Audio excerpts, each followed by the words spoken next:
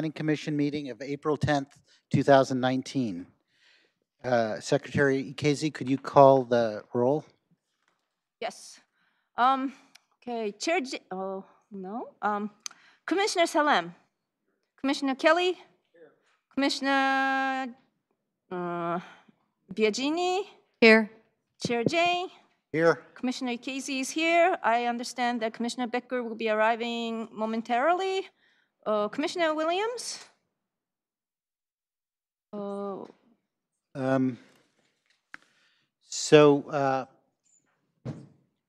Commissioner Williams, I believe, is not going to be here. Unfortunately, the excuse that he said was simply that something came up without giving an explanation. So we need to vote on whether we're going to excuse him or not. I make a motion for unexcused absence. I second. Okay. Seconded by who? By me, Chair. Okay. So it should come up here for you to vote on the screen.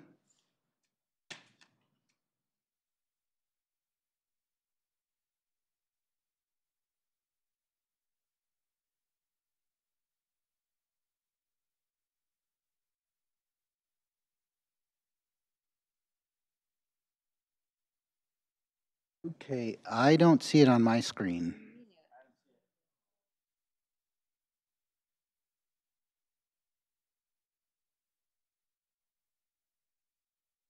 You guys got it? I don't have it. Yes. No, it will automatically pop up for you. Somehow I was not joined. Okay. Let's see if I'm joined now.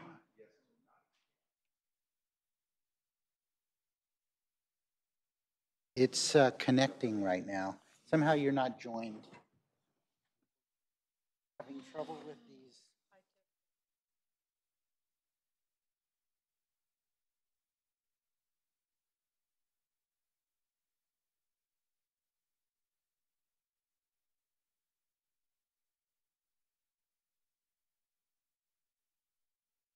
The request to speak. My computer's not, my thing's not connecting. So I think we're going to have to do a voice vote. Okay. Unfortunately, this is now not joining, even though I am on. Oh, okay. Yeah, it changed. Okay.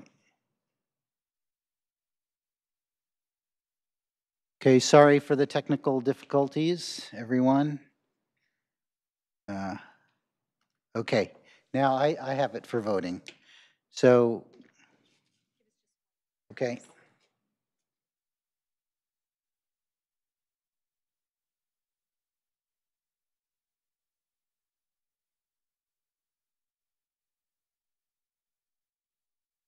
So we have a new commissioner with a new iPad. Sorry for the delay.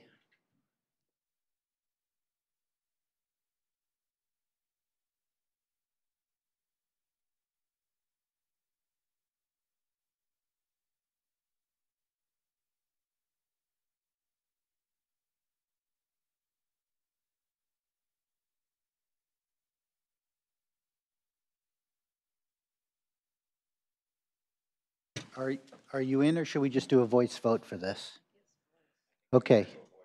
So I guess we can display the results and then you can do your voice vote. Does that make sense? No? Do we do it all at once? Or it should be everyone voice together?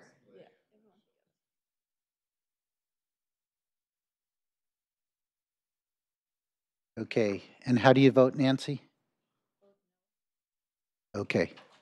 So it passes 4-1. That'd be a no vote if that gets up there? Okay. Okay.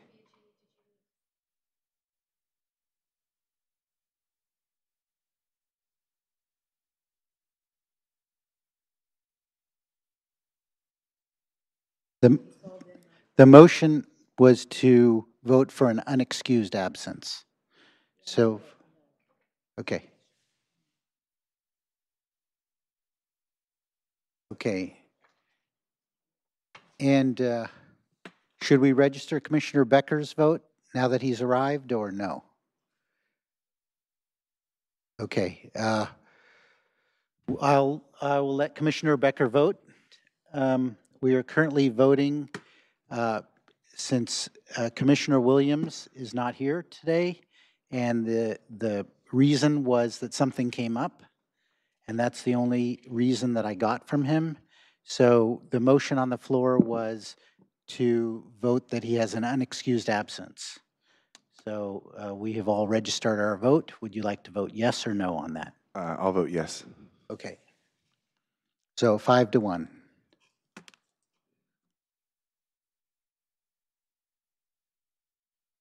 Pardon? Oh. Well, I think Commissioner Ikezi had a comment, so would you like to make your comment? Question, yeah. So normally when I used to be on the cultural or international commission, where if you had 3 consecutive unexcused absences, you're booted out. What is our policy on the planning commission?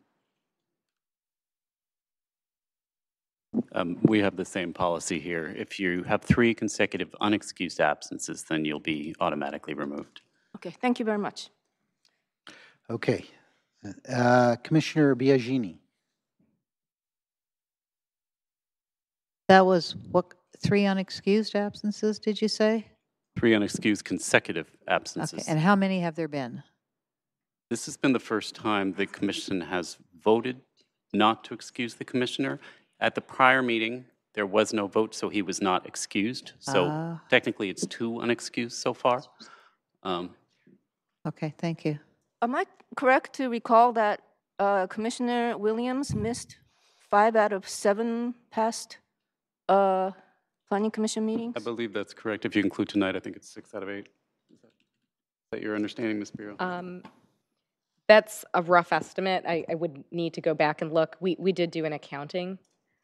To provide some more background, the City Council is going to give official guidance to the Planning Commission and I believe all boards and commissions on what is the right protocol to excuse or unexcuse. I think that the discretion you've used today makes sense and is aligned with sort of where the staff recommendation is. Now, in our instance here, is our only option if Commissioner Williams does not want to resign, do we have to wait for 2 more unexcused absences, or are there other recourses? The appointment or removal of a planning commissioner is at the discretion of the City Council. The planning commission itself does not have any authority to remove a commissioner. So if we want them to consider this, it has to be agendized on their, for their meeting? For the City Council to remove a commissioner, yes, they would have to be agendized. Okay, I understand the process now. Thank you very much. Okay, we'll all rise for the Pledge of Allegiance and remain standing for the Statement of Values. Pledge allegiance to the flag of the United States of America and to the republic for which it stands, one nation, under God, indivisible, with liberty and justice for all. As we gather, we humbly seek blessings upon this meeting. May we act with strength, courage, and will to perform our obligations and duties to our people with justice to all. Let us seek wisdom so that we may act in the best interest of our people, our neighbors, and our country. All this we ask so we may serve our community with fairness and respect, putting their needs before all. Thank you. You may be seated.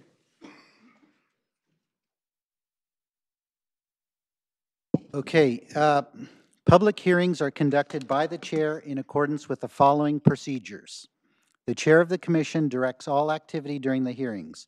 All comments shall be addressed to the commission. Any item on this agenda may be continued to a subsequent hearing. Applicants will be allotted up to 10 minutes to present and justify proposals. Following staff presentation of an item, Other speakers will be given up to 2 minutes. The applicant is allotted up to 5 minutes for rebuttal of comments. No additional comments will be accepted upon the close of the public hearing, although the Commission reserves the right to direct questions to any speaker on any matter. Special procedures, time limits may be applied to any items as prescribed by the Chair. Appeal of Commission actions must be filed in writing within 7 calendar days. Copies of the current agenda and staff reports for each of the items on the agenda are available from the Planning Division office on the Friday afternoon preceding this meeting and available online. A copy of the agenda packet is located on the table at the entrance to this chamber. Are there any requests by applicants, the public, or the Commission for a continuance or exception for any of the items on tonight's agenda? Okay, seeing none. So the Planning Commissioner currently has 7 members. Whenever less than the full commission is present, applicants have the option to continue their items to another meeting.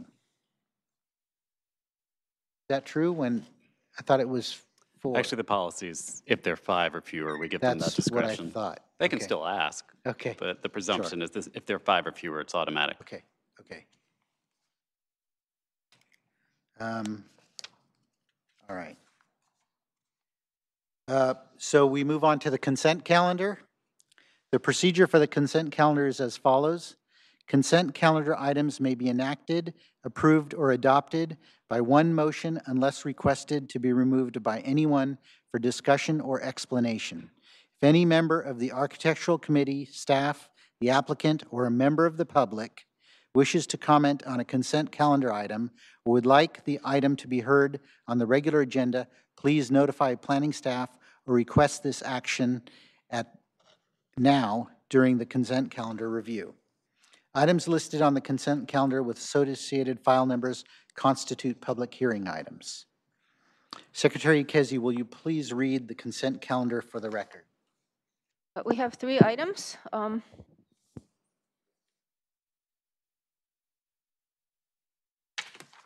Okay, item 1A, 19-360, Planning Commission meeting minutes of March 13, 2019. Recommendation is to approve the minutes. Oh, where's the third item? Oh, I don't know. There are 2 more items. Yep. Yep. Would you? Okay, second item, 19-219.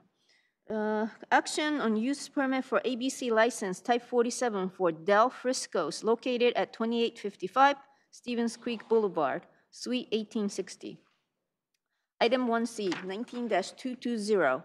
Action on use permit for ABC license type 23 for Bear Bottle Microbrewery located at 2520 Augustine Drive. Okay. I would actually like to remove all 3 items from the consent calendar. I'm sorry. All right. So now we'll move to public presentations.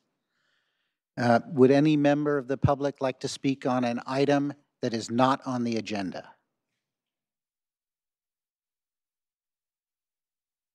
Okay, seeing none, we'll move to public hearing items. So we'll move to the consent calendar items.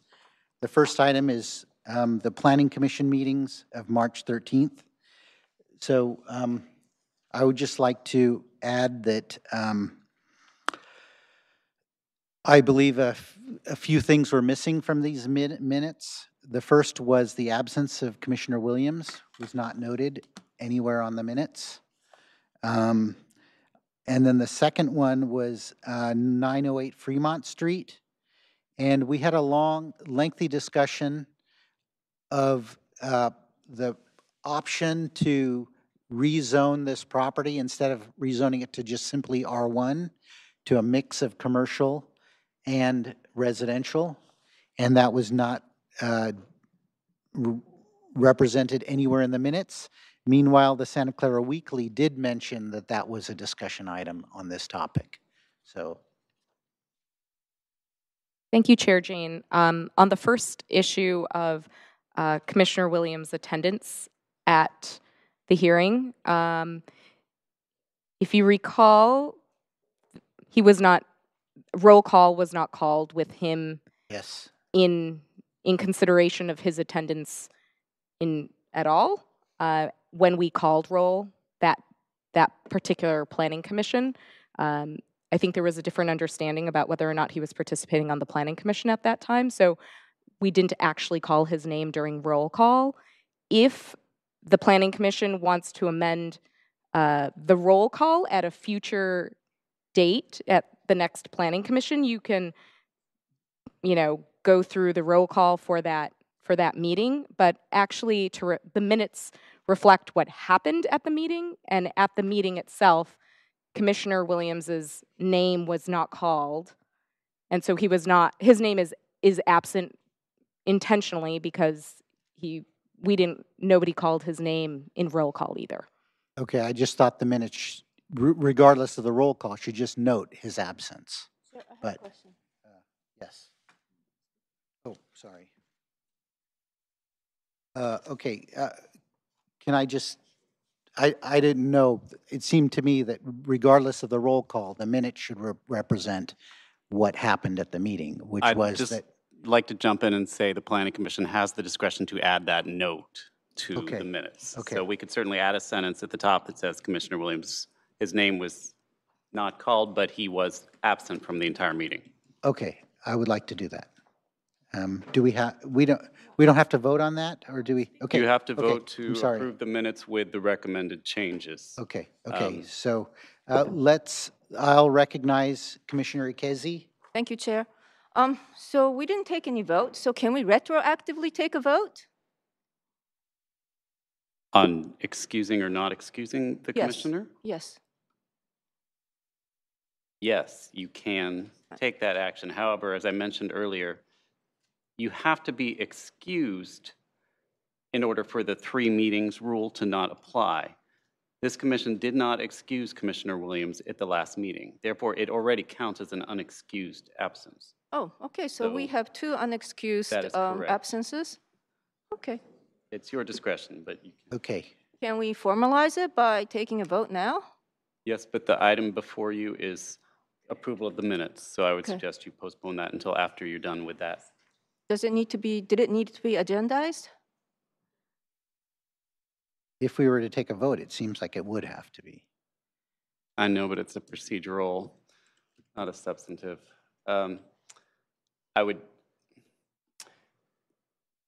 I'll be conservative about it and say, yeah, put it on the next agenda if you, Okay. if. Thank you for want to. clarifying.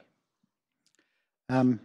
So, and then the third item was that for the item number 3 on the minutes from last time, we had a discussion of the gym on, I believe, De La Cruz. And we had made a condition, or the applicant had agreed that there would be no more than, I believe, 4 clients at the gym during business hours of the other businesses.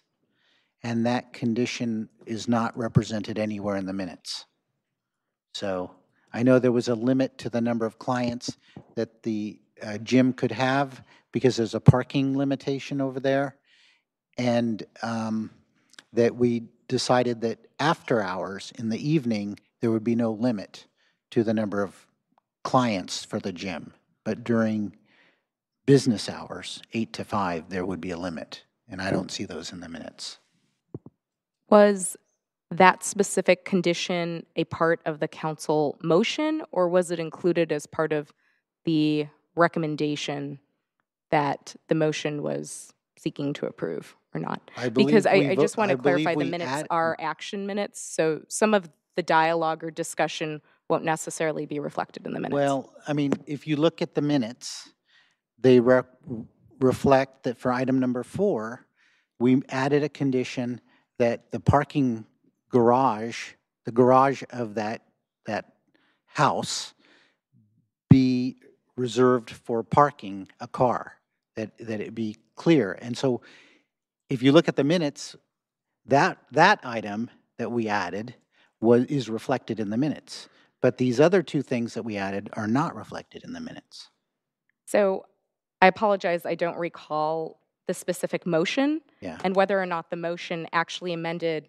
So we really look to the motion and whether or not your motion, I understand that some of these are conditions that the commission, as I'm understanding you, Chair Jane, added at the hearing and Yeah. were in specific conditions that were added as part of the motion.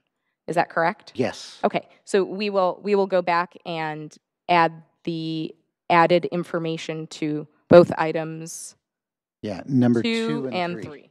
Correct. Thank you. And I do recall that the applicant did agree to what the Reduced chair number of suggested. clients, yes. Yeah, yeah. Yes. So it just seemed to me that the minutes were too sparse. Given Okay. the number of changes to the minutes, my recommendation is that we bring them back at a future meeting for approval, rather than just sending us off to implement what you've said. Let's give you another look at it. I would be happy to do that, yeah. Okay, so that means that we're not approving the minutes. Okay, so we can move on to number 1B, is that correct? And that would be the, oh, I'm sorry. Okay, Commissioner Biagini. I wanted some clarification because it sounds like some of these things were dealt with. This is my first time here, and some of them are dealt with at a time that I wasn't here. So does that preclude me from voting, and I should just abstain on anything associated with 1B and 1C? Obviously, 1A is not coming up. When it does, I'll abstain from that because I wasn't at the March 13th meeting. But what about the other two? The other two are new items, 1A and, I'm sorry, 1B and 1C. Yeah. You're just like every other commissioner. Okay. 1A, because you weren't there, it would Right. be customary for you to abstain. Okay, thanks for the clarification. And Commissioner Ikezi, I see your light is on. Oh, Okay, all right. woke up without Okay. your. So we're moving on to the use 1B, use permit for ABC license for Del Frisco's Restaurant. And I would like to just add my comments to this. I noticed it once again, and this is a restaurant with 331 seats indoors and probably 100 seats outdoors. And there is a prohibition against live music in this restaurant unless it is and amplified music unless it's incidental to the restaurant. And it seems to me that a place this big could lend itself to having some live music and some entertainment in there. So I'm just concerned about this condition, and this condition keeps coming up in these so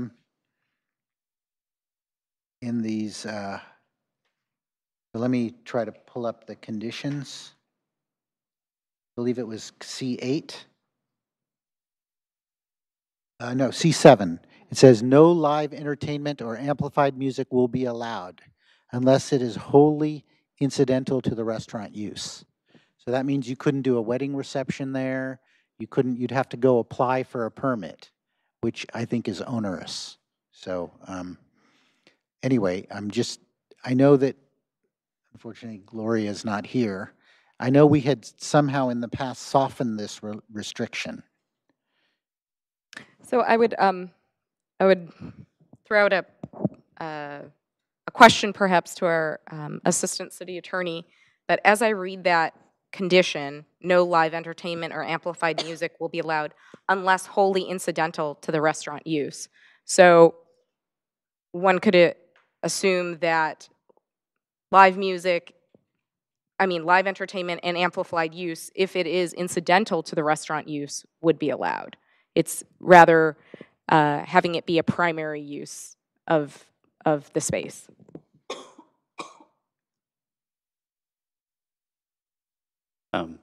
I would agree with that reading.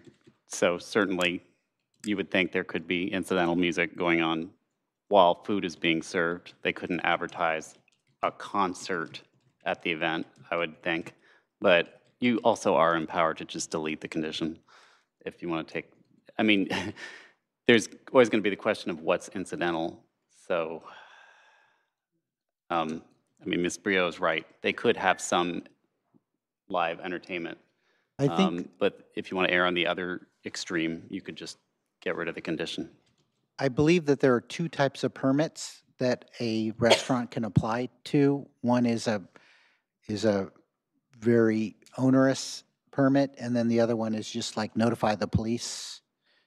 I'm not sure what our options are there, but I know that the police department has had concerns about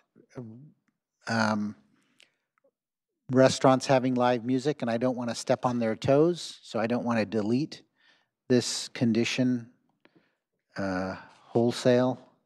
So I'm not sure how to word this.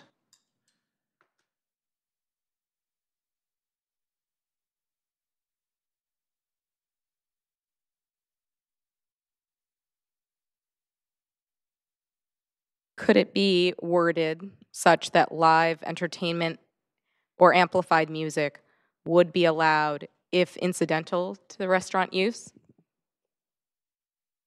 Rather than focusing on what's prohibited, focus on what's allowable? Well, I don't think we have a good solution to this. I wish I had the wording that we had changed in the past for some of these. That we had, we had Gloria was here, and she unfortunately is absent today. But I just think that there aren't really very many places to go to enjoy live music in Santa Clara, and we need to be supporting those. And this restaurant will be open till midnight. The hours of operations here on this condition have been changed. So what we're voting on here, we should be voting on the addendum that we got, which was in an email. And I believe that on weekends, this place will be open till midnight. So. Can I ask a procedural question? So, sorry. It's hard to look at too many screens here. Okay, Commissioner Salem. I just had a question of whether you just wanted to pull this item from consent and then you could make it a more formal conversation. Well, it already has been pulled. I mean, this Yeah, is the it's formal now- conversation, it's and now- technically, we're going to need to ask if the applicant or any members of the Yeah. public want to speak on it as well. Yeah, I think at this point, I would actually like the applicant to come forward and speak to whether it would be beneficial to allow you to have live music. Hello, I'm here representing Del Frisco's. As far as the live music, there wouldn't be any live music without a special permit. Where Del Frisco's is a high-end steakhouse. We do have ambient music, and we would have, music on the patios, the first floor, ground floor patio out front, and then the second floor patio up on the second floor. Yeah, I was just thinking, I mean, if somebody has a wedding reception there, right, then they would have live music. Yeah, it's I don't think it's big enough for a wedding reception. We usually target like business events, stuff like that. Okay. Yeah, unless it was a buyout, of course. But typically when that happens, somebody would pull a special use permit for live music. Okay, well then I would be happy to just leave this condition in there since the applicant is not requesting that, so. We can certainly discuss it offline after this meeting and come prepared with a better condition for the next Okay. time this comes up. Okay. I do have a quick question though. You mentioned the hours were changed. I just want to make sure, I know it was changed last minute. I just want to make sure that you all have the correct hours.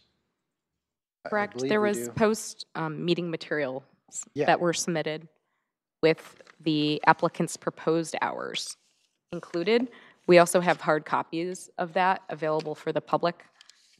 And for the benefit of the public, I can read those hours.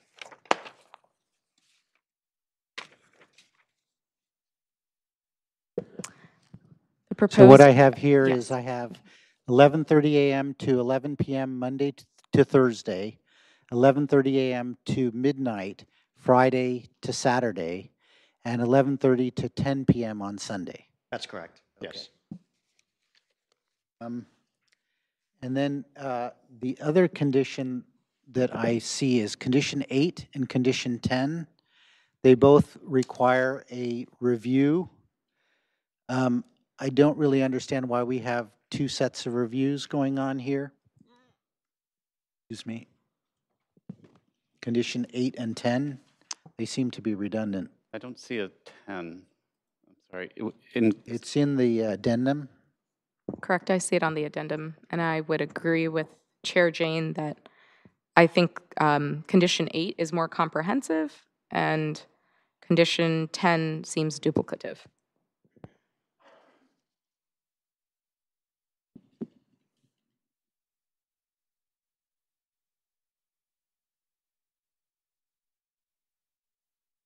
Okay, so is there a motion? I believe the motion would be, Motion to approve the permit. okay. And that would be by deleting condition number 10. Would you like to do that? Because that's, as Planning Manager Brio recommended, was that C10 is redundant to C8, which is on the addendum or the amendment. Here, I don't know.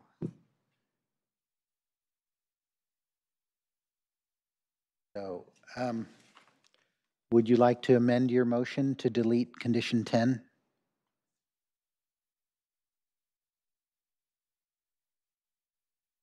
Yes, with deletion to C10, item C10, I mean, condition Okay. C10.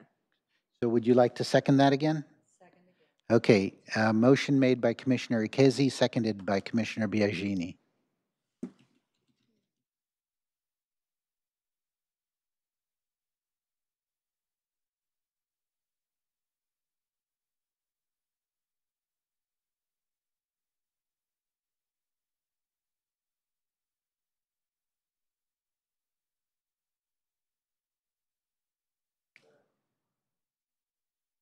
Okay, you're going to have to voice vote again. But before she does, Oh. do you want to just check to see if anyone else wants to speak on this item? I should have chimed in earlier. I'm sorry.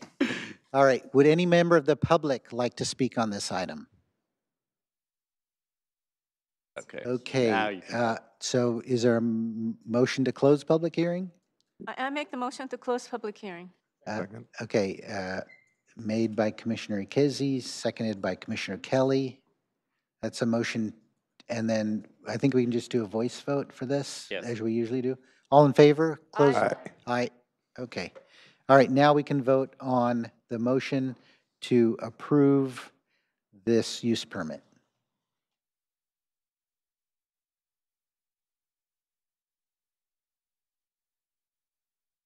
It's item 1B, correct.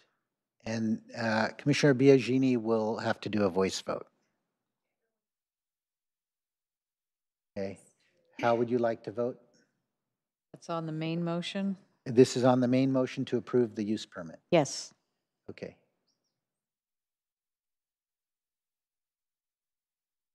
Okay, passes unanimously. Thank you very much. All right. Okay, now on to item 1C. This is, Oh, and before they go, this is a final decision of the Planning Commission. There's a 7-day period to appeal this decision to the City Council. That appeal period begins tomorrow morning. Gloria usually does that. okay, yes. 7 days to appeal. All right, now on to item 1C, which is the action on a use permit for ABC license type 23 for Bear Bottle Microbrewery located at 2520 Augustine Drive. And just my questions here were, I looked at the plans and I didn't see any bike racks near this restaurant. And so I don't know, is the applicant here? Okay. Hi, Mr. Chairman. My name is Michael Seitz. I'm one of the owners of Bear Bottle. Are there any bike racks like next to your restaurant? There are actually. It's within the Irvine Company's development at Santa Clara Square. with residential above. And inside the internal parking garage, there are bike racks and also along the sidewalk. Okay, all right. Okay, well, that's the only question I had, so is there a motion to approve? Motion. Oh, wait, we have to go through, would any member of the public like to speak on this item? Okay, motion to close public hearing, Motion. moved by Commissioner Becker, seconded by Commissioner Biagini. All in favor? Aye. Aye. Okay, so now we need a motion to approve. I motion. Oh, would the applicant like to speak? Do you have any other comments? No, I just wanted to say thank you, and I brought samples. All right, Commissioner Becker, sorry, Commissioner Kezi. So I tried to look at the plans, but they were kind of hard to see. So where exactly is the brewery going to be? And is it very close to all the new condos or the apartments that are going up? Great question. Thank you. So it's, without going into too much detail, it's actually just going to be our brewery tap room. So we do all of our major production in San Francisco. We started in 2016, and this will be a satellite location as part of our brewery. We will only be serving our own beer there. It is located on the ground floor, the retail level of Santa Clara Square, under one of their big buildings, directly across the street, or on Augustine, across the street from some of the office buildings. Okay, so it's near the office buildings and not the apartments. It's actually the ground floor of the apartments. Oh, okay. Yeah. Because I mean, I was looking at the conditions, the live entertainment, and you didn't bring this up with this particular one, but yeah, I know. So no entertainment. It's next to the apartment, so. In an ideal scenario, we wouldn't have any restrictions about live entertainment. At our production facility in San Francisco, we also have a tap room there, and we do have acoustic guitars and things like that. So we would quite enjoy the ability to do that sort of unencumbered, but I would leave that at council's discretion. And you have the patio area too, right? We do have a 330 square foot patio area outside, yes. Right. So. Okay, so we have the opportunity to remove that condition if we want. Except this is near the apartment, so I just wanted to. I just wondered, is the noise going to bother the residents there? Or? It's a great question. The Irvine company that is the landlord, they've required that we enact a acoustic study and comply with the recommendations from that study. So obviously we're gonna comply with that, and I have a feeling that the Irvine company will require us to remediate if there are noise complaints. Okay, thank you. That was my question. Okay, so is there a motion? Well, Okay, Commissioner Becker. so we would have to remove so in order to have the live music, we would have to remove the condition you're saying? We, It Or- restricts live music. so the condition again prohibits Okay. live entertainment. Okay. As our attorney had said, we could wholly just remove that condition, Okay. or we could try to modify it to make it easier to get these permits that they need to have the music. Okay, well, I'll motion to make it easier to get these permits. I mean, if they're having it in San Francisco and other cities are doing this, I mean, this is why Santa Clara doesn't have a nightlife. So, I mean, So the other thing is that there is there are these reviews of nuisance. So we will have a 6-month and a 1-year review. So if this Just like becomes a Whole problem, Foods. then we can shut it down. okay. But and that's already one of the conditions. So we could just remove Okay, the then I'll prohibition. make a motion to remove, to pass, but remove that condition. Okay, so do I need to find that condition? It's condition C7. C7, okay. Okay, condition So C7. this is a motion to remove C7. Yeah, to remove Okay. condition C7 and approve the rest. Okay, and that motion is made by Commissioner Becker, seconded by Commissioner Kelly. And Commissioner Kezi, your light is still on? Okay, Kelly. all right.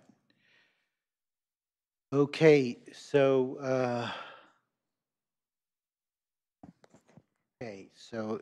here it is, it's up. So, Commissioner Biagini, how would you like to vote on this? Yes. Okay.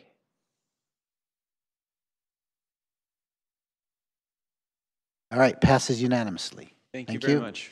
And once again, This is a final decision of the Planning Commission. There's a 7-day period to appeal this decision to the City Council. okay. Thank you. So now we will move on to our public hearing item, number 2, study session on the El Camino Real specific plan. Staff, do you have a presentation?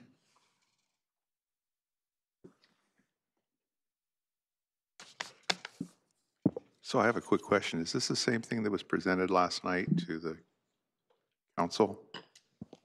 No, it did not go last night. I believe it went on February 27th. Oh, February 5th to City Council. Correct. Check. All right, thank you, Chair Chain. Good evening, Planning Commission. Steve Lee, Project Planner for the El Camino Real Specific Plan. So tonight's presentations is an informational session similar to the one presented to the City Council study sessions on February 5th this year. And the goal is to give you a status update. This planning process has been underway since September of 2017, and it's a long slide, 20-something slides here. So just the highlights of what's going to be presented to you today is the summary of the City Council study sessions, the project overview, what the draft presenting to you, the draft land use diagram, neighborhood transitions, and something we're exploring, community benefits, and the alternative right-of-way transportation networks, and what's the next step.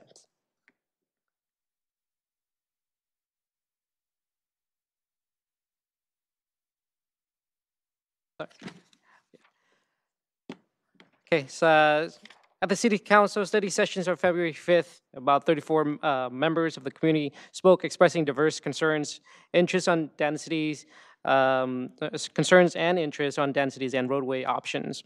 There was a general consensus on removing on-street parkings, creating the new bike lanes and bus boarding islands, which is alternative 2A, and I can elaborate on this alternative later once we go into the transportation network. The City Council requests that that we also consider alternative 3A. Now, this is the purpose of the environmental analysis and what we want to study, and so Council directions is to study what is the cost and the scope if we were to study 3A. And again, I'll explain what 3A is in a bit. Also, we had directions for staff to study on the higher capacity of residential units for the environmental analysis, with the assumptions that when we approve the plans, or when the Planning Commission or City Council approve the plans, it could be a smaller number at the time.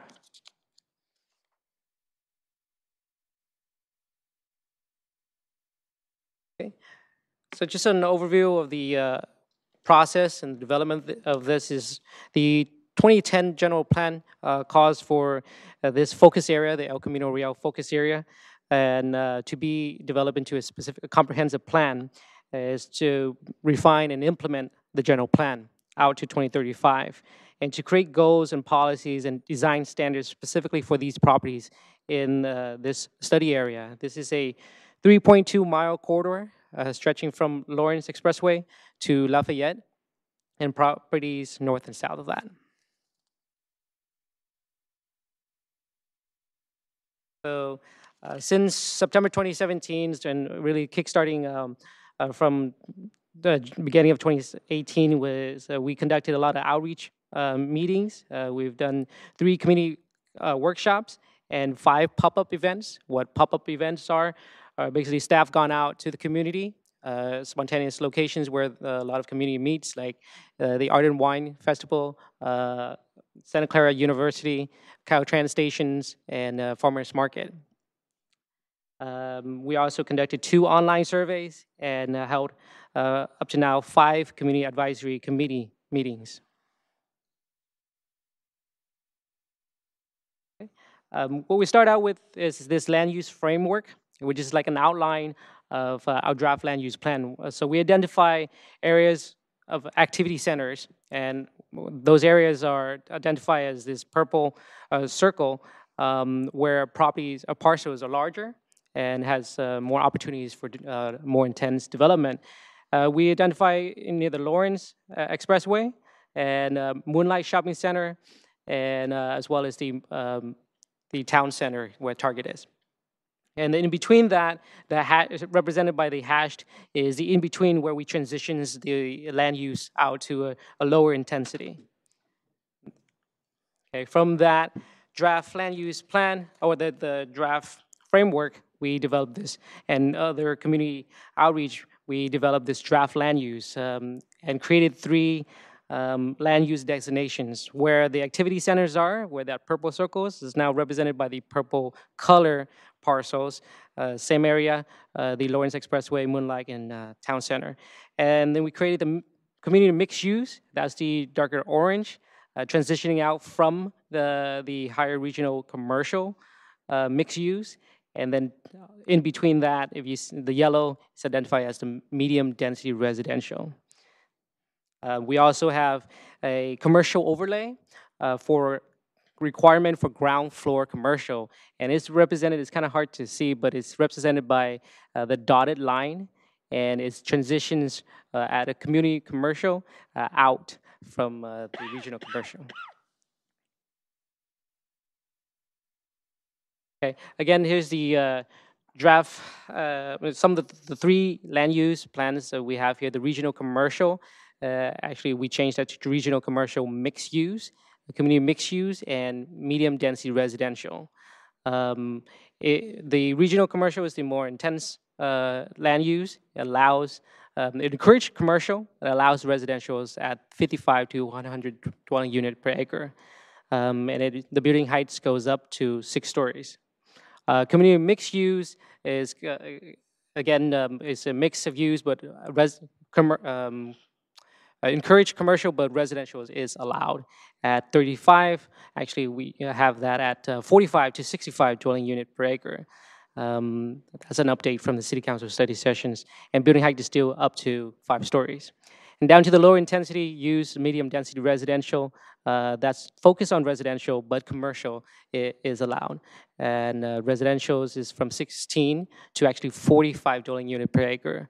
Another update from the City Council study sessions, and up to 4 stories.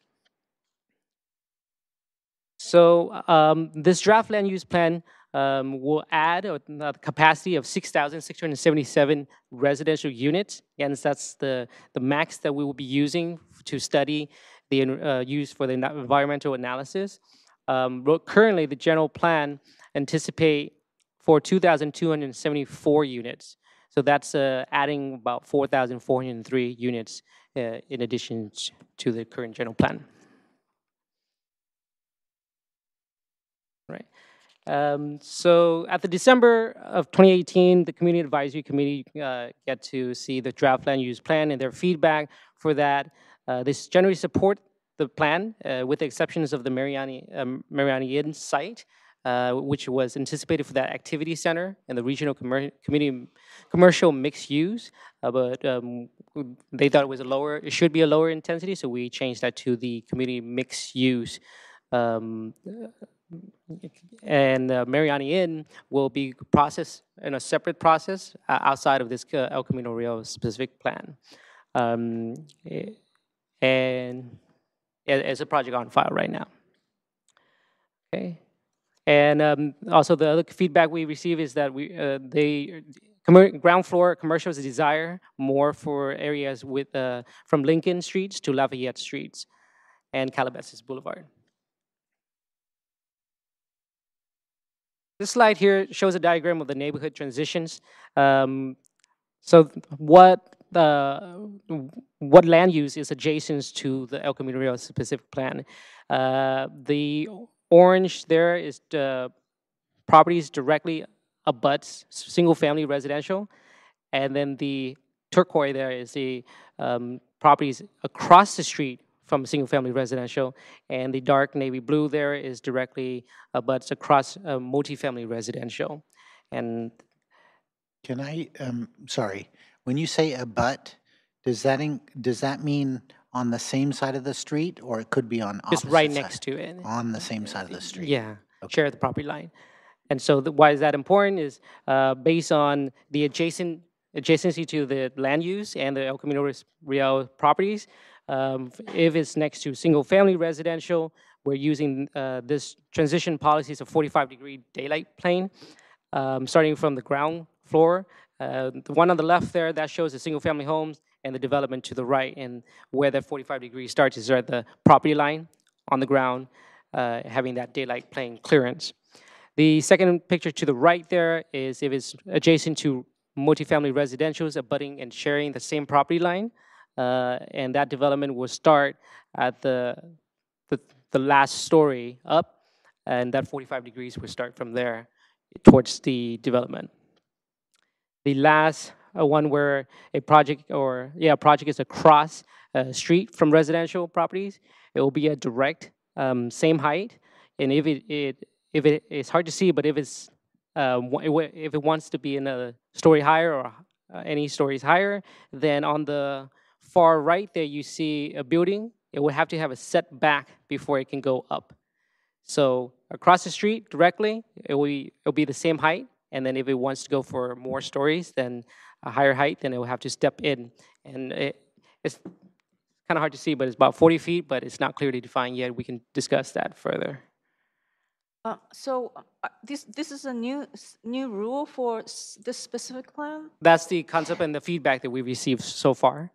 And this is just presenting you of what the community is looking for and what we anticipate. But we're not, again, this is just informational. So we're not approving anything, but we can get feedbacks on what to study or just what to include in the plans. Okay. So if it's across from the single family, then you're only allowed to build single, according to this proposal? If it's across from residential, it'll have to start out as a single story, and then a certain distance back, they can step it up. Oh, right. Okay. Thank you. Yeah. We're in the process of amending our zoning codes. Yes.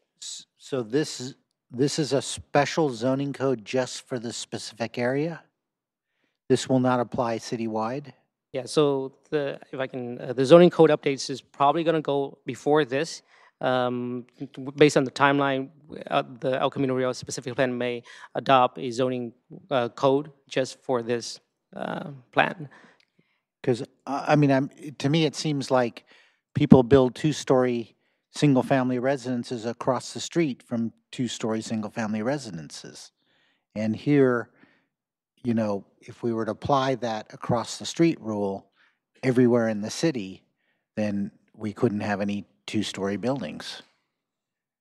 So as part of the zoning code update, staff is interested to bring similar similar zone changes that would be more form-based, that reflect really neighboring properties and height distinctions between when higher density is proposed closer to single family. I mean, this particular condition exists quite frequently on El Camino Real, but the condition exists citywide. So sort of the neighborhood transitions to provide opportunities for higher density, but transitions and setbacks are something that we are, you know, I don't want to deviate too far from this particular study session, but this is something that we are potentially interested in bringing forward to the Planning Commission and to the City Council to consider citywide as well. Obviously with your input. Can you go back to that slide showing the across the street? So this is the maximum height across a residential street. So if this were to apply citywide, you could never build a two-story across the street from a one-story. But not within the first 40 feet. It has to be, there's a 40 So it's hard to see there, but it's 40 feet separation, then you can go up higher. Yeah, but what I'm saying is that if I'm trying to add a second story to my house and I'm across the street from a one story, my setback from the street would have to be 40 feet. So I would have to do a one-story. Right. That's crazy. That's insane. Right. I think the intention, and if we limit the discussion just to El Camino Real for right now, the intention is really the interest of higher density. We're not anticipating single-family residential coming forward in any of the designations. So I think the assumption is, and we can clarify that in the plan if it's confusing to individuals, that we would at least be anticipating 2 stories and then above. So when you're looking at it starts at really the 2 stories. And that's an excellent point. I don't think staff's intention either for the specific plan or perhaps what we bring forward from a zoning code of, update process is to in any way restrict individuals from having a second story, and that it's more related to higher density development adjacent to lower density development where these kind of transitions would be built in, not single-story homes across the street from 2-story single-family homes. That would be something that would still continue to be supported. And yes, we'll clarify this in the plan. Okay. Okay. Any other questions on that before we move on? Oh, no, go ahead. Okay. All right, so community benefits is one of I'm the other sorry. things. We did have some lights. Oh, okay. Commissioner Biagini. Can you go back to that last slide? Yes. I'm a little confused about something, and maybe I'm missing it.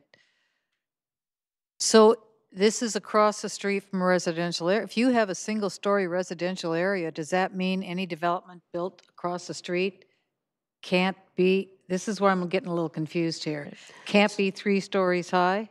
This neighborhood transition policy is for the El Camino Real plans and projects going forward in this study area.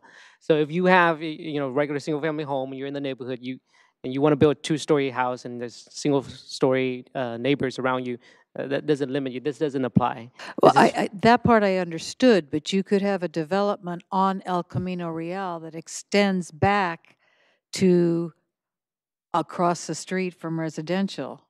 That's why I'm asking the question. What? Big enough lot, right? On El Camino, that's one thing, but the other end of the development There's faces a single-family homes residential on El street. Camino. So we'll clarify that, we understand that a single family house can go up to 2 stories. So maybe we'll start with that transition policy at a 2-story level. No, and then it's out. not the single-family resident. The- It's the development. Would they be told, since the rear end of your development now is across the street from 1-story single-family residences, Mr. Developer, you cannot go up 3 stories at the rear of your development? in the Even go 2.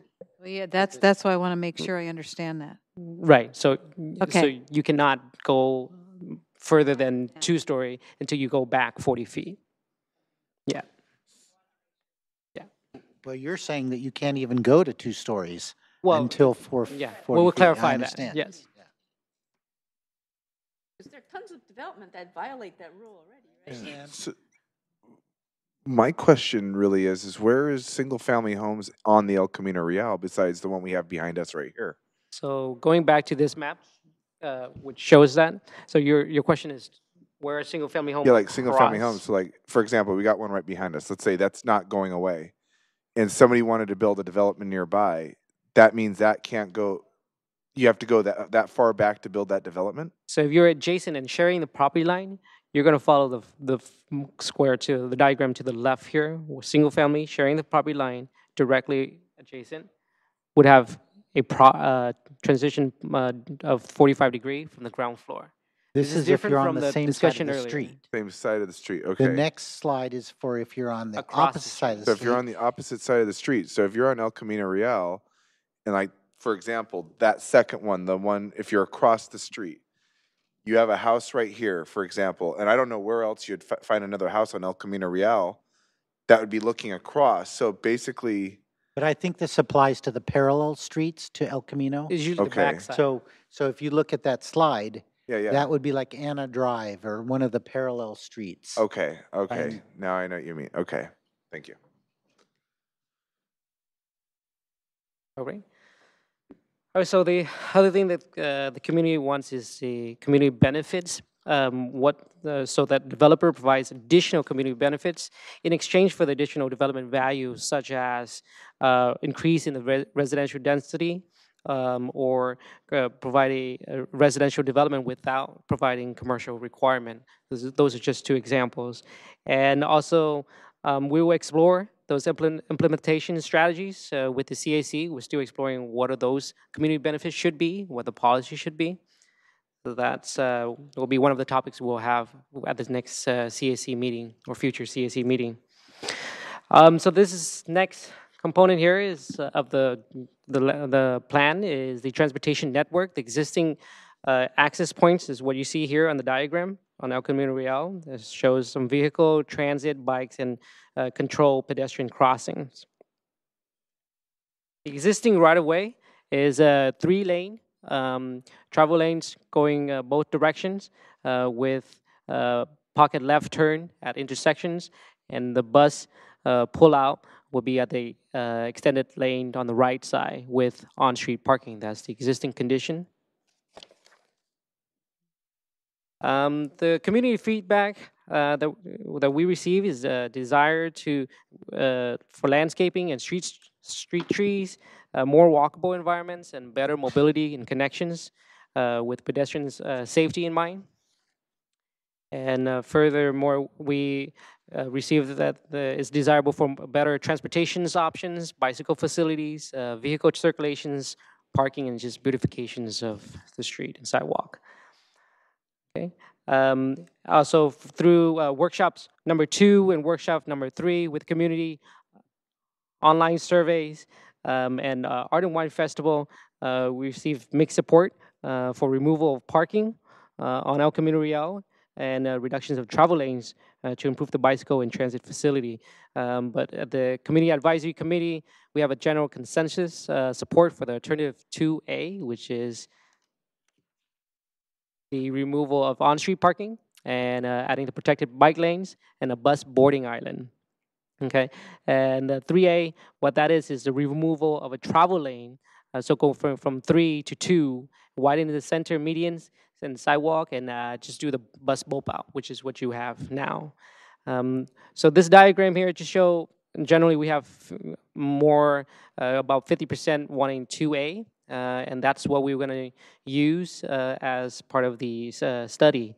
And we studied the 3A for just the scope and the cost of that. That we'll bring that study back to City Council April 23rd for a summary of that and see if they want staff to include that in the environmental analysis. So I believe you said earlier that council asked you to study 3A? Want to understand the scope and cost of 3A and timeline. So then if they're going to give us direction to study it, we'll come back with them on April 23rd on that summary. So this is the right-of-way alternative 2A.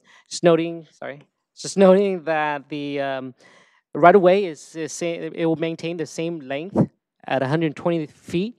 It'll have 3 lanes, both directions still. It has a bus boarding island and the protected bike lane there. And we'll be removing on-street parking as well. And part of the on-street parking removal of that, we've conducted a parking survey where we study parking and spillover during the weekdays and also one weekend and an early morning. So our preliminary outcomes from that discovered that 446 on-street parking spaces along El Camino Real is being utilized. And on average, 31% on-street parking spaces are utilized from that. I'm sorry, 446 is available, and 31% of them are utilized. Some properties do not have enough on-site parking to meet their overall needs, and this is where you get the on-street parking spillover. Some of these sites are Diver Dance, Grand Prix, Power Sports, Wash and Dry Salon, and other auto mechanic shops. So in order to implement 2A and the removal of on-street parking, we'll have to require the removal of parking in probably by phases, so and per redevelopment, so that current businesses will still have, will still meet their parking needs as we implement the plan. And the modifications of curb to curb would require Caltrans approval. So all these configurations like the 2A will need Caltrans approval. So project timelines and next steps. So we've done about 1.5 years or so of visionings and outreach, and we just went to study sessions of the City Council on February 5th. And this study sessions, and we're in the preparations of the notice of preparations for environmental study and scoping of that. Once that is circulated for public review, we will host another outreach meeting to study the scope. So that's where we are. That concludes staff presentations. And we're here to answer any of your questions. Okay, I see Nancy's light is on. Okay, Commissioner Kelly.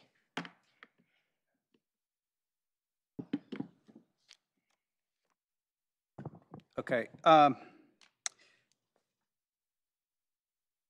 The far end of, I guess, the plan that's closest to the future BART station, how much of that is within a half mile?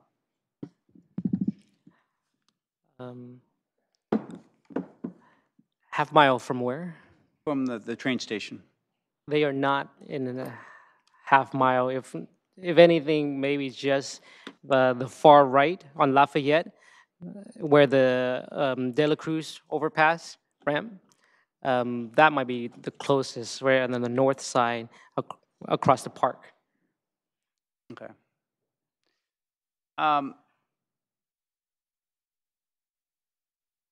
It seems, in comparison to like Mountain View and Sunnyvale, or even San Jose on Stevens Creek, our height limits are much lower.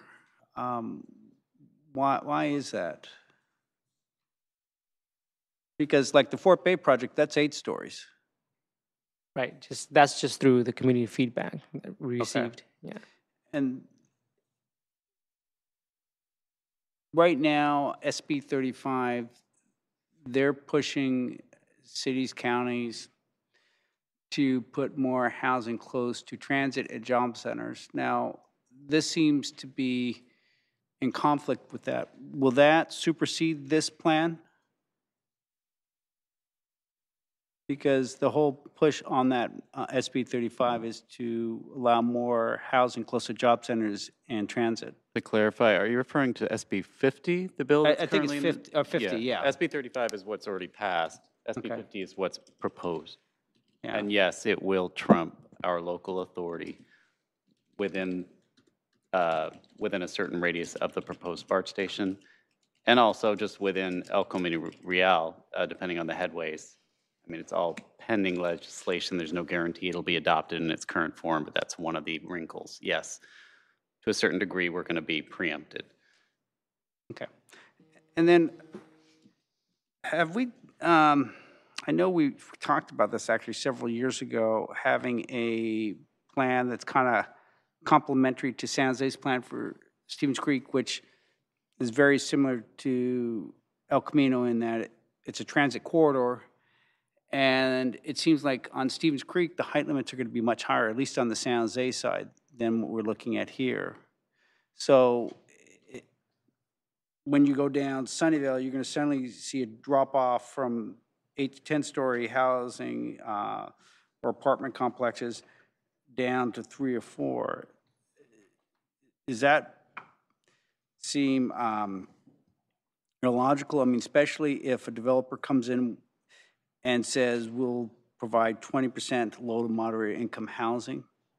I mean, are they going to have the option if they say we will put 20% low to moderate income housing here to get a bump up of another 1 or 2 stories? Or they're locked into these height limits? So yeah, that's where the community benefits comes in. Yeah, I mean, they yeah, provide. like, would a density bonus allow them to go higher than what the height limits are that we're proposing here?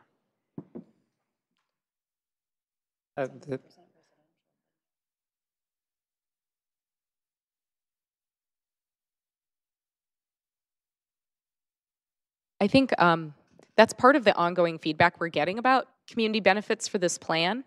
And, you know, if that's something that the community would like to trade off, height for more affordability, that's something that, you know, we'd be interested in getting feedback on. That's not something we're proposing today.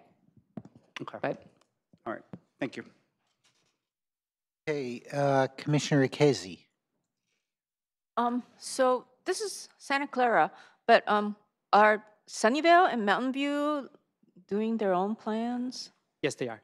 Is that are their efforts coordinated with what we're trying to do? It will be coordinated. It is current. They are on our task force for technical review. They're in, yeah. Sorry. It's just Sunnyvale. Yeah, it's not Mountain View. Just for the transitions coming in from El Camino Real. Yeah, they're in their environmental study process, and we're also scoping ours, and we'll be in the loop So with them. the options that you showed us, Hmm. are we going to try to do the same thing in Santa Clara and Sunnyvale? Like, you know, the same type of lanes You said something and specific, bike like the right of lanes? way. Like, let's say if Right we of way, go yeah, with, yeah, bike yeah, lanes, yeah. or Plan 2A or 3A or whatever, Right. are we going to try to coordinate Of course, we with will Sunnyvale coordinate. so that as soon as you go into cross Lawrence, you know, you're going to have a completely different Right. road configuration? So what I know is that Sunnyvale is not changing their right of way. So depending on what we decide to study and what we decide to approve, there should be some plan to transitions from their right of way into ours, whichever we decided to do. Okay, thank you. Okay, Commissioner Becker. So when it comes down to the land at City Hall, I mean, I've heard some talk about with, downtown being rebuilt, that maybe City Hall should be considered to be downtown as well. And there's rumor I heard for a little while, maybe there's going to be a land swap or something like that. If that ever was the case down the road, if that did happen and we decided to move our City Hall downtown, what happens to that land based on this specific plan now? Will it end up turning into high density? Will it start matching what the neighboring areas around it are? Right now, the plans just show City Hall as City Hall. It is unpredictable what would happen to us, but will be a coordination of what it will change to. It depends on. Okay, Yeah. because I'm thinking like more of like along the lines of, if we're doing a downtown plan over here and we're doing El Camino specific plan, Mhm. and then maybe in this plan over here, someone says, oh, let's put downtown and City Hall back in downtown, that maybe they're going to end up figuring each other out that, oh, okay, this will be on this, you know what I mean? Like, Yeah. we'll be able to sort that out later on. Right. So we don't know the plan yet, but when we do, it will probably come back to city councils to designate that the City Hall locations as something appropriate. Okay. And now going back to with the buses, so now if we choose a plan, Sunnyvale's got to also, what Commissioner Ikezi was going on, so they got to also choose a similar plan, because I'm thinking about, I'm going down on bus 522. It's like, is it going to change from Santa Clara and then also Sunnyvale? It's going to be, oh no, we want the sidewalk here. I mean, is it going to be consistent? And then even today, the bus driver was telling me that Mountain View is being the thorn in the side in this whole entire plan, that looks like it's not going to be consistent or something. That's what VTA is having the issue with or something as well. So it's not necessarily that they have to be consistent with us, or we vice versa be consistent with them. It just has to have a transition that is appropriate for even Caltrans flow, traffic flow. And if we choose to have just 2 lanes, then it just has to transition down to 2 lane from our city properties. Okay. Yeah, or cities right away. So. Right. Oh, so I was just informed that we do have that transitions. As, you can see from El Camino, Santa Clara, El Camino, going to San Jose. San Jose on the Alameda side is a two lane. So you see, it just has transitioned that way, starting around the city border. Okay.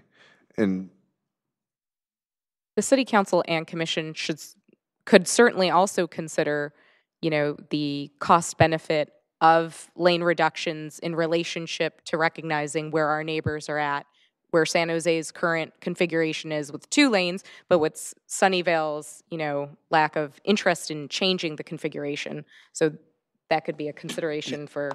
The only thing you as I well. really think about the most in this is concerning to me is you get on a bus in Mountain View. You ride the bus down Mountain View to Sunnyvale. It goes by pretty quick. As soon as you get to almost Lawrence, it takes at least 20 minutes to go from Lawrence all the way to here to City Hall. So my worry is that if we should really keep 3 traffic lanes, because I mean, like I said, it takes at least, you go from Buchanan over here, it takes at least 20 minutes to get over to here. It's so that really scares me, the thought that, okay, we want to eliminate a lane maybe or combine a lane. I'm a little concerned that the fact that we take, I think, the brunt of the traffic mainly because we have 2 expressways that border our city. Is that something that, I mean, because I have friends from the East Coast that come out here and they tell me, why aren't you guys putting your transit system underneath El Camino Real? And I said, that's something that I've asked the same question, because if we're going to think long term, we should probably have something underneath, and then the buses don't have to worry about stopping. And you have 3 lanes of normal people traffic as well. I mean, is that something that anyone's ever thought about down the road of, I mean, I have an aunt that's 75 years old, and she tells me, well, we should have a light rail going down the middle of El Camino Real. And I'm like, wow, from an old timer here in Santa Clara, I mean, that's kind of a surprise. So, I mean, is that anything down the road that they're considering? I mean, is this just a Band-Aid for the next 10 to 15 years? And down the road where it's a lot of high density on this road. There's certainly new mobility options that are changing all the time. Okay. There isn't something, given the timeline for this El Camino Real specific plan, the sort of options in front of us today are not as Pristine. well. There isn't a realistic option to provide underground like subway. Those kind of like alternatives are being developed from a technology standpoint, but we're just not here today within the time frame for the specific plan. So recognizing we are wanting to create more opportunities for housing and viable activity centers, we are proposing this land use plan to really leverage, VTA, the headway that happens on El Camino Real today. Okay. Just a lot of concern about that, that's all. So I just want to interject. There is a plan to dip Lawrence under Arquez and some of the other streets. That's what I've heard on Lawrence. Similarly for Santa Tomas Expressway. That's a $450 million project just to dip that road. So these undergrounding projects are extremely expensive and disruptive. So it's hard to justify. Probably the best option was the BRT project, but that's kind of dead right now. So, okay, Commissioner Biagini. I have a couple of comments, concerns. One is that with the lack of coordination, I understand there'll be transitions between cities with respect to El Camino Real, but it's starting a little bit to sound like a road diet's coming, and that's not been working very well from what I understand on prunerage, so that's a concern. Another one is, I thought I understood, we do have medians running down the middle of El Camino Real. Some places we do, some places we don't. Some are wider with plants, some aren't. Anything underground, does it get complicated by what I thought was an awful lot of utilities going underground? Does that greatly complicate up the expense of trying to go underground? Yes. Or am I wrong? Absolutely. There's a lot of utilities under there. That's the only comments and questions right now. Oh, one more. Has there been a traffic study to see what it would look like if you went down to 2 lanes compared to what it is now? What it looks like doesn't need to be in a study. This is just a diagram showing what it would look like here on the 2A. Well, I know physically, but in terms of car populations. Yeah, so currently we're proposing to study 2A. Okay, all It right. depends on April Thank you. 23rd, whether we're Okay. gonna, extend the scope to study 3A, then we'll look into that. Because that's going to look at it, because 3A actually does go down to 2 lanes. Okay, thank you very much. Okay, Commissioner Kelly. Oh, I mean, probably from earlier. Okay, so first I want to disclose, I mean, we're not taking a vote here, but I'm a member of the CAC. I'm also a member of a group called the Community Advocates, which is a bunch of residents that do walking tours along El Camino Real. So I'm really concerned about these transitions. I think that the way that the transitions are done will not allow us to get to the desired 7,000 units. I just see with all of these transition restrictions, I just don't see how we could get to 7,000. Also, I believe that there are, because of shadowing, that there should be different rules for the south side of El Camino versus the north side in terms of height restrictions. And I've said for some time that I like form-based codes. I don't know why we're stuck on design units per acre. We should be defining the massing, the maximum height, and the maximum width of a building, and then say that the developer can put kind of as many units as they want inside. But that solves some of our problems with the massing. And then I would like to see the ability to stack density bonuses in this specific area plan. Currently, you can get a density bonus for any one of three things, which is lead, or transit, or affordable, but you can't stack them. And so already we're on transit, so people have no incentive to do more affordable or more environmental, more lead. So those are my comments. Commissioner Biagini, do you have?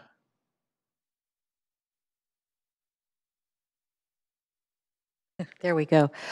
Yes, thank you for reminding me. As a point of transparency, I was on the El Camino Real Community Advisory Committee as a member of the Historic Landmark Commission. But now that I'm on the Planning Commission and not on the HLC, I'm no longer on that committee. Okay. So I just wanted to make that clear for the record. Okay, I believe we can open it up to the public. Would any member of the public like to speak? Come forward. Come forward, please.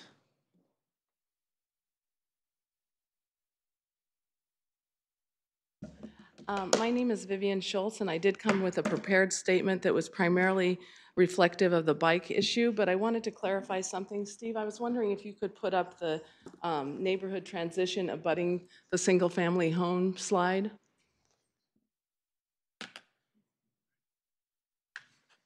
This one? Yes. So I think Steve had said against single-family homes like my home at 2268 Bray Avenue is a single-family home as shown in this diagram.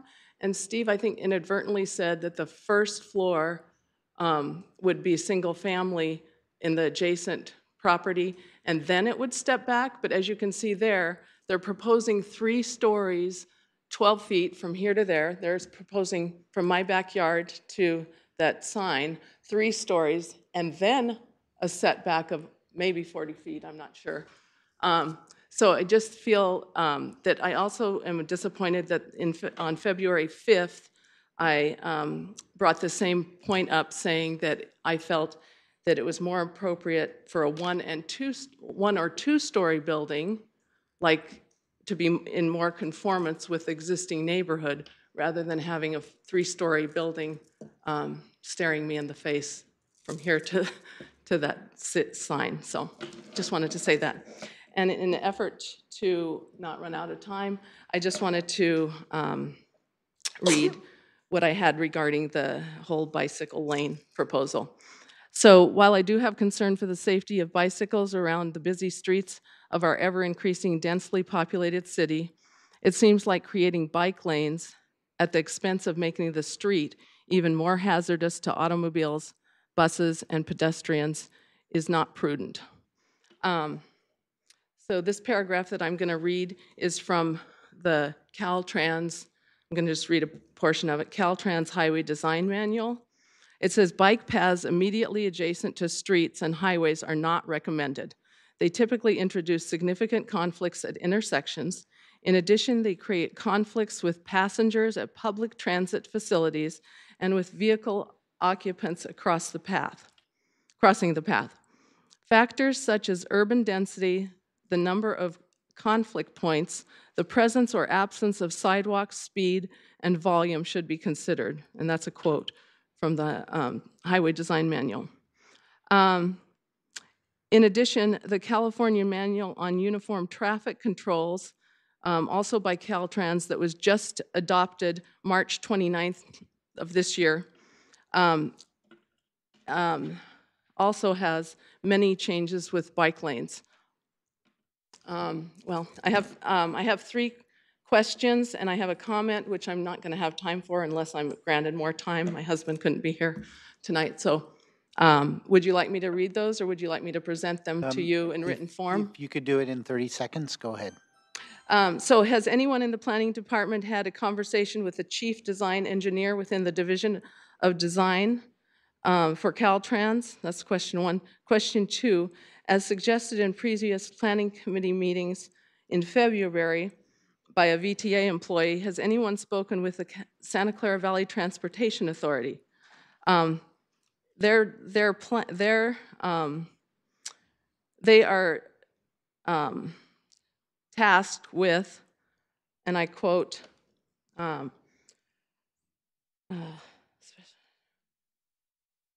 that You could wrap there's it up. Yeah, okay. go ahead. Anyway, I think that Caltrans VTA needs to be spoken to, and certainly prior to the taxpayers putting out money for additional planning on the bike lanes. Thank you. May I submit Sure. this? And then also a neighbor sent a late email today that I'd also like to submit to. Okay. I'm sorry. Would any other member of the public like to speak on this item? Thank you for your time. All right. Thank you, Vivian. All right, Howard. Good evening. Howard Myers, longtime resident. Good evening, commissioners. The El Camino specific plan, when it was proposed a couple years ago, the idea was to come up with a plan that would give us some specific regulations, guidance on the El Camino so that we didn't have to have constant variances all the time, because everything that got built had to have a variance here, a variance there. That was the reason, was to define it.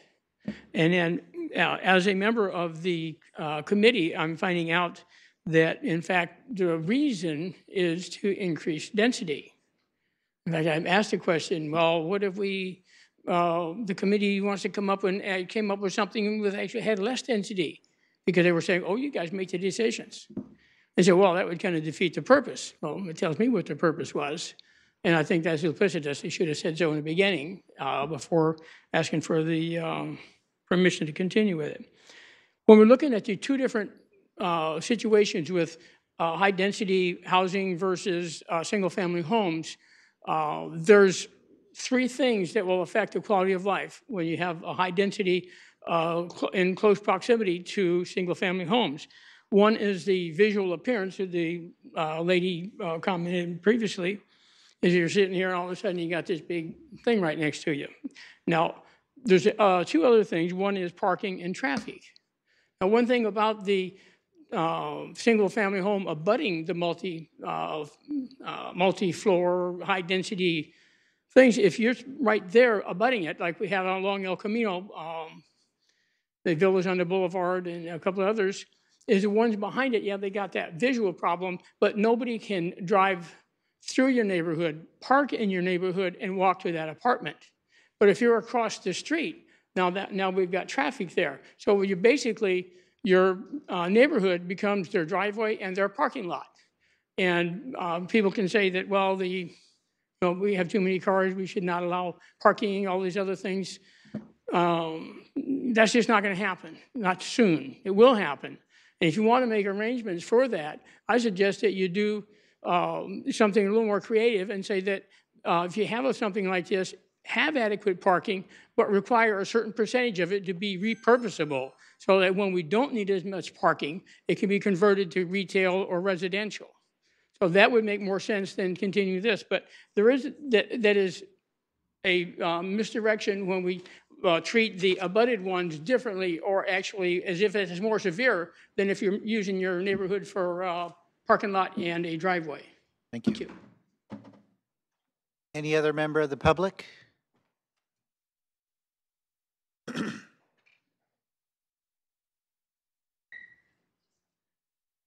Good evening, Chair, Commissioners. My name is Tom Qualia. I've been participating in all the workshops, placemaking workshops, and what from kind of the day one. One is it's a very long corridor. I want to compliment staff. They've done a great job listening to all of this input and breaking it down to basically 3 land use districts that really give this document the ability to go forward with the environmental impact report. You can quibble over a lot of the details, but those don't have to be hammered out right this second in order to get that EIR going.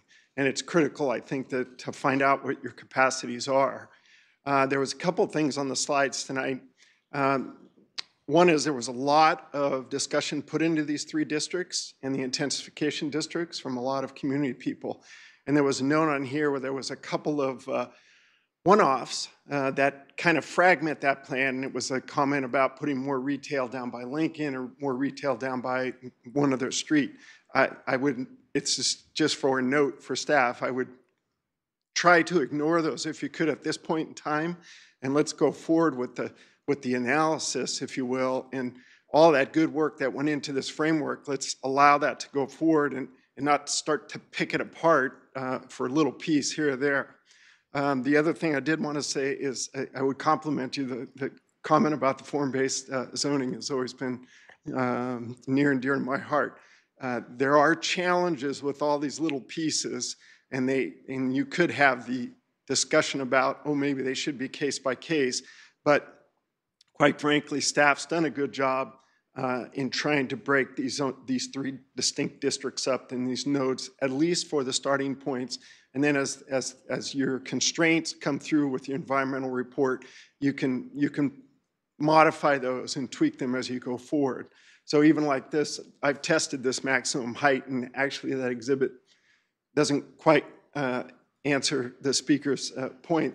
They should add the 2-story building and 1-story building, and then it would be very, very clear that it kind of does work because we've tested it on numerous properties. So this starting point and this maximum height does have some merit to it as it is. So that's it. I just want to thank you very much.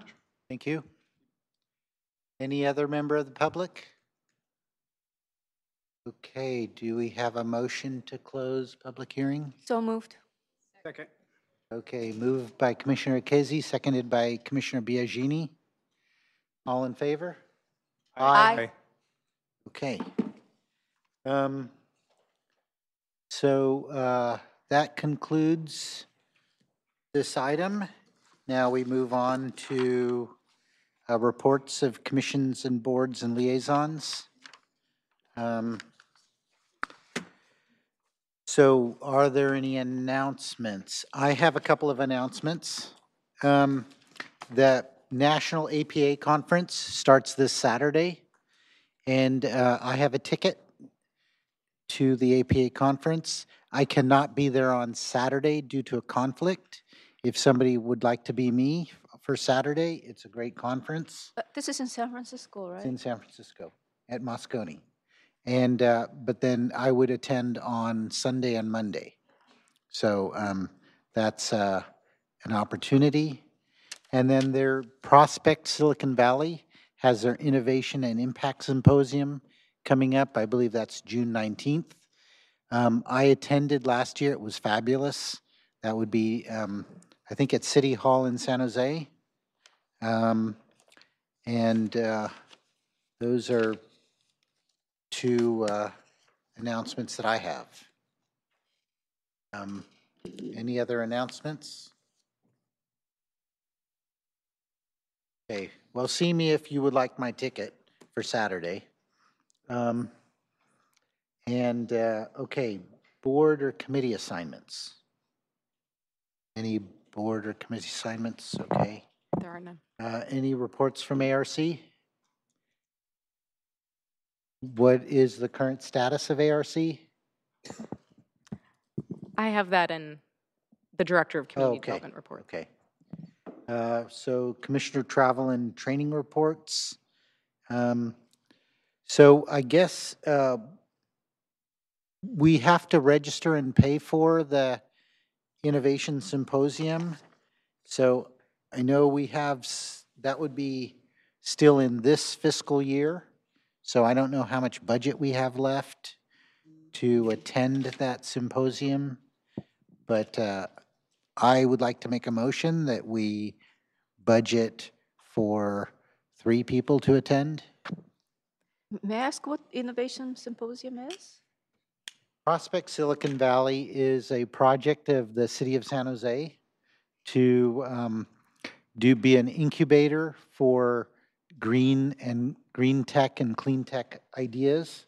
So they have space in San Jose where they have startup companies doing autonomous cars and electric vehicles and all kinds of things. And so they have this symposium. And last year I attended, and they had some great speakers there. So it's a one-day symposium. Thank you. So I'd like to refer Chair Jane to the printed materials that actually has the budget. We do have the budget.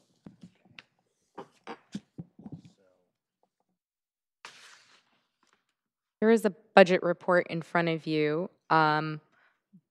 This is the at-time sort of funds that we know are available, but they may not reflect any encumbrances that have not been recorded by our finance department. We think that this is fairly accurate, but there might be, a little variation off what we've put forward. We also know that we believe Commissioner Kelly will be staying in San Francisco for the APA conference, so that has not been expended yet.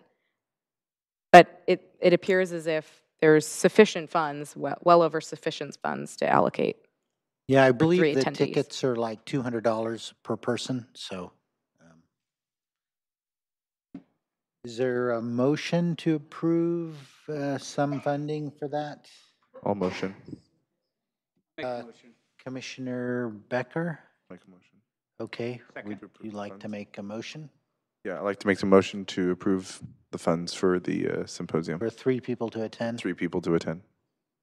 Second by Commissioner Kelly. Okay, all in favor? Aye. Aye.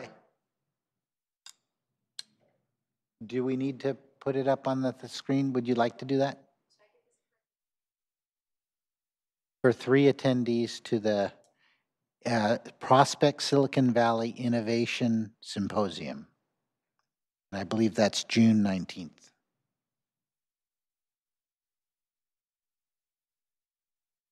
Okay, so it passes unanimously. All right, so any other travel or training reports? Okay. All right, so Director of Community Development reports. Correct. So in front of you, you have the budget that, as I mentioned, is a rough estimate.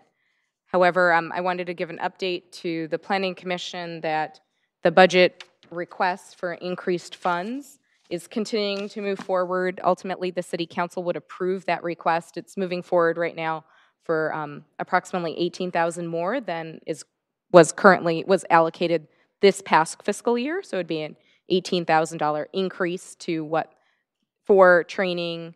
Increase or total? An increase in addition to what is currently allocated. We have 9,000, so it would go to? That would need to be approved by the City Council, but that is what's being 27,000. forwarded by the administration to the City Council. Okay. Along with that, obviously, staff would like to bring forward some recommended guidelines that the Planning Commission would review, adopt, amend to provide guidance for your future decisions on conference training and travel so that they were responsible and efficient use of funds. Obviously, leveraging things perhaps like local trainings, bringing trainers to the commission rather than, perhaps less efficient travel for topics that may not be as relevant to City of Santa Clara, for instance, because they may be outside of California. California has unique land use regulations. These are things that staff would like to bring forward in terms of guidelines and for you to all discuss at your next meeting on April 22nd, or 23rd, I should say. And that's it for Planning Commission budget updates. For upcoming agenda items, for April 24th, as I mentioned, we'd like to bring forward some guidelines for you all in concerning training and travel expenditures. We don't necessarily have significant projects on April 24th. It should be a fairly light agenda. May 8th, staff is going to be bringing forward the process changes to the Architecture Committee. So that'll be brought in front of you to actually take a action to recommend to the City Council those specific changes or changes as you see fit. On May 22nd, right now we have a tentative hearing date for the Catalina 2 residential project that's on El Camino Real, provided that the workflow and comments on it, we have an environmental process that's in process right now, so provided all of that goes smoothly, we think that would be coming in front of you on May 22nd. We also have changes to the zoning code, so Chapter 18, related to massage uses. So that would also be coming in front of you on May 22nd. We are, and I think I've alerted you to this in the past, but we haven't made progress to solidify dates for joint study sessions with the Planning Commission and City Council on the zoning code update. It's just a process to get those dates solidified, so stay tuned. We'll be proposing, staff's recommending 3 study sessions to cover, quite a bit of content. So hopefully that'll be coming in the summer timeframe. So we'll email you those dates once we can nail them down, and most likely they would occur on Tuesday City Council nights. And so we would ask the Planning Commission to attend to be in presence with the City Council on that. I just wanted to remind Ms. Brio that on May 8th, all of your lawyers will be at the City Attorneys Conference of the League of California Cities down in Monterey. So it may be necessary to cancel the May 8th meeting. Yes. Okay. Thank you. And then perhaps the May 8th. Yes. So we'll take obviously that and we will not bring forward something like an AC process change and likely cancel the meeting if we don't have any city attorneys present. So thank you. Can I ask for a progress update on the e-bike, e-scooter? As you're aware, perhaps, that city has a moratorium on sort of electric sharing company, bicycle scooter sharing company practicing business in the city. It is my understanding that Public Works will be coming to the City Council in June as a check-in on what their outreach and recommendations are, and I know they've been making good progress on that. So I believe, I'm not entirely sure, I don't think June is when they're proposing the actual changes, but they wanted to show what direction the staff recommendation was headed based on input and research. And I attended a meeting on that with Public Works last week, and yeah, June 4th is the date of the progress update to the City Council, with the anticipated date for adoption of regulations being August. That is not an item that would go in the zoning code, so it will not be coming before the Planning Commission. It'll be going directly to City Council in August. They've made a lot of headway. They've studied a lot of other jurisdictions and come up with a lot of good ideas on how to regulate them. So Being that April 24th would probably be a very light agenda, there are, I guess, 3 items that I would like to sort of consider. One would be a revisit of this transition plan of these heights in the zoning code and on El Camino Real, because it seems like staff is going to go back and revise some of that, so I'd like to see that again, what the staff recommendations are. The other would be I'd like to see possibly some consideration of this music restriction on restaurants with alcohol. I think that it deserves some attention because tonight we voted very differently on 2 different projects and there wasn't any real guidance there. And then I would like to see some discussion of planning commissioner responsibilities. I don't know if that's something that we should discuss or at that meeting. This meeting, So what would happen is at that meeting, we will be voting on how to handle Commissioner Williams' absence at the last meeting. Is that correct? You can certainly direct us to agendize that if you'd like. Yeah, I would like to, yes. I also wanted to, I think I mentioned this previously, but the city council guidance on excused absences, they recognize that there really isn't anywhere formally written that guides the boards and commissions on when to excuse absences or not. So they will be first considering this through the governance committee and then taking action as a city council, but you, in the meantime, can excuse or unexcuse individuals as you deem appropriate. Correct.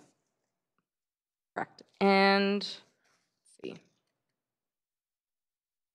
Okay, so I believe now we're up to the planning commissioner onboarding. I wasn't sure what that was. Correct.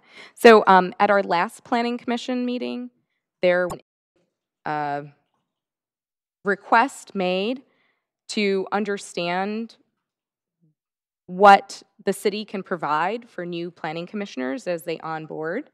In the case of Commissioner Biagini, for instance, and all of you were new commissioners, some of you longer ago and some of you pretty recently.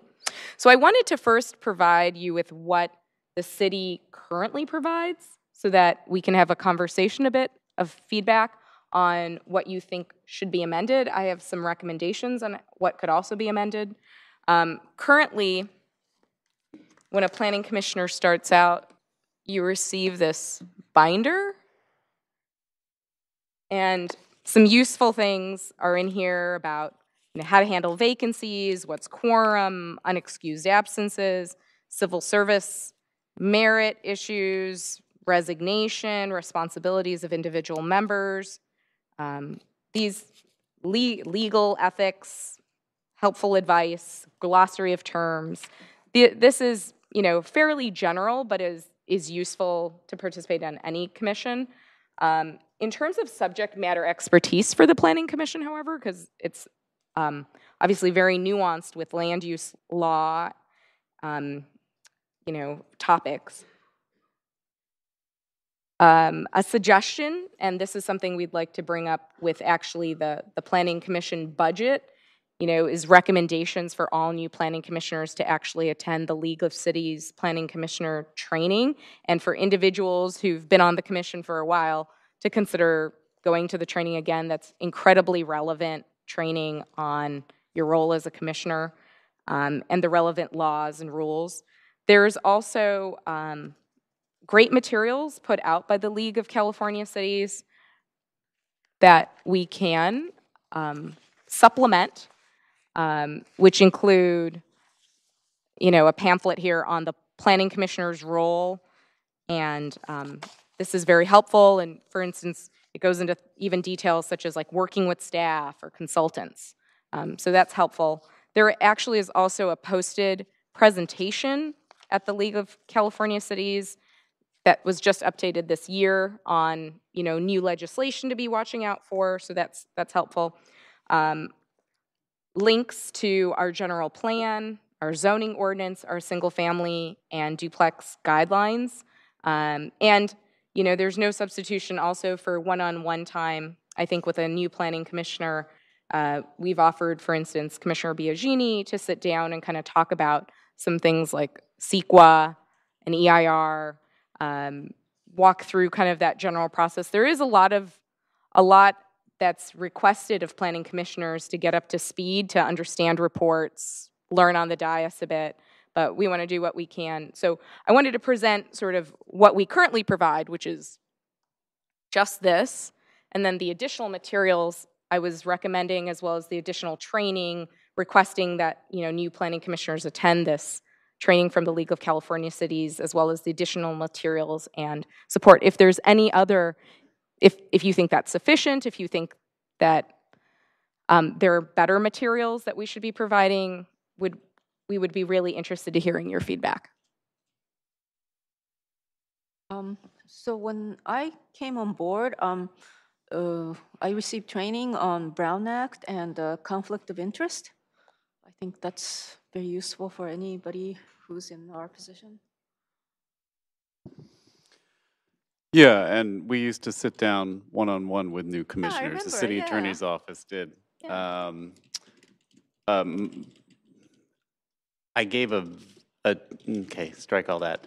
My colleague has created a video now of the fundamentals, with the idea that being that you can just watch that in the comfort of your own home anytime you want.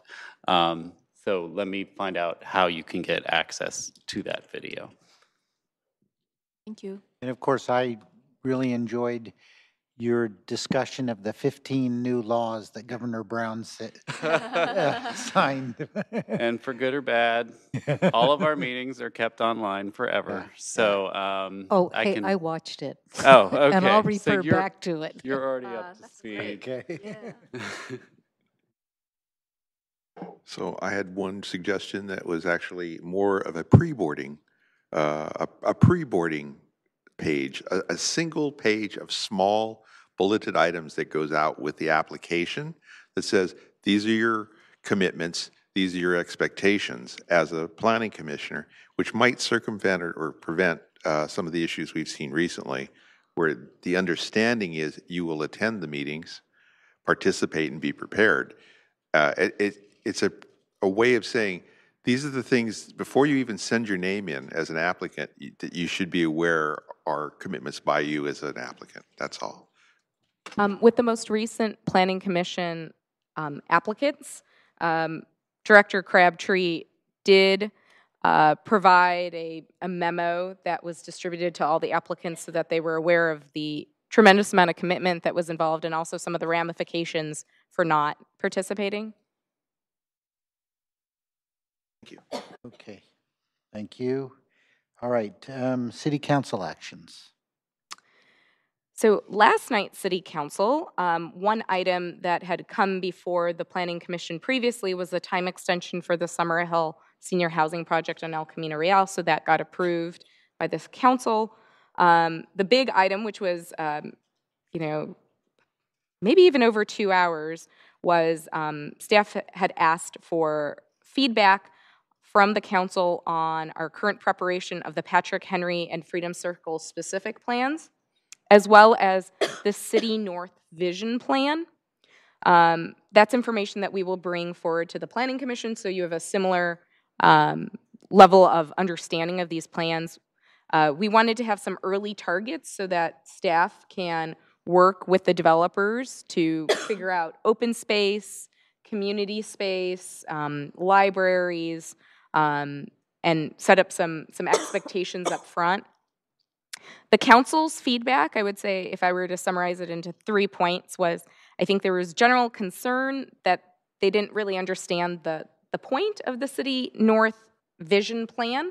So they've asked staff to come back to talk about really what's the outline for the vision plan. I think there was concern that maybe the vision plan, which is a larger body area than the specific plans and is meant to really integrate all of this work together, that somehow there could be some blanket approvals that were being done. So I think staff will definitely take that feedback, come back to them with an outline of what's included in the vision plan. The other issue that I think everyone at the dais spoke about was the concern for fiscal sustainability. As these land use changes are happening, we're removing, industrial lands in exchange for mixed-use residential development. Are we going to have a net positive or a net, negative, given that we need to provide a lot for resident services? So I think staff will certainly be bringing forward analysis that is scoped to provide that. And really heard from different individuals on the council last night about interest in innovative transportation mobility solutions here. This is an area where there's a lot of density.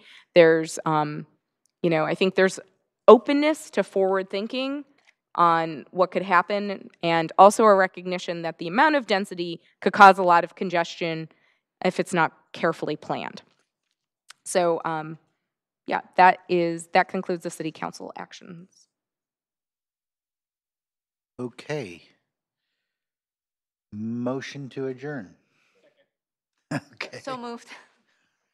Moved by Commissioner Kelly, moved by Commissioner Kezi, seconded by Commissioner Kelly. Oh, I'm sorry. Oh, yes. Before you guys go. I got reminded of one Yeah. relatively important thing, which is, and it was in my notes, I didn't read it. We have an opportunity with the El Camino Real Citizen Advisory Committee. They are interested in looking at economic analysis of really the cost of development. And this comes up a lot for the Planning Commission. Is type 1 construction more expensive? Is type 5 construction? So this is going to be planned for the CAC. There was a good suggestion made by the staff working on El Camino Real in terms of this is also something that's beneficial to the Planning Commission. We're trying to hopefully align these two things so that we could stay, in the time frame for the CAC work, their work plan, but at the same time also meet hopefully a target date where it's fairly light, and we could perhaps do a joint study session for the CAC and the Planning Commission on this topic. It's something to explore as well. If the Planning Commission has some budget or training money left in this fiscal year to contribute to that, that would be very beneficial, because that would help support the analysis and provide a stronger presentation, perhaps.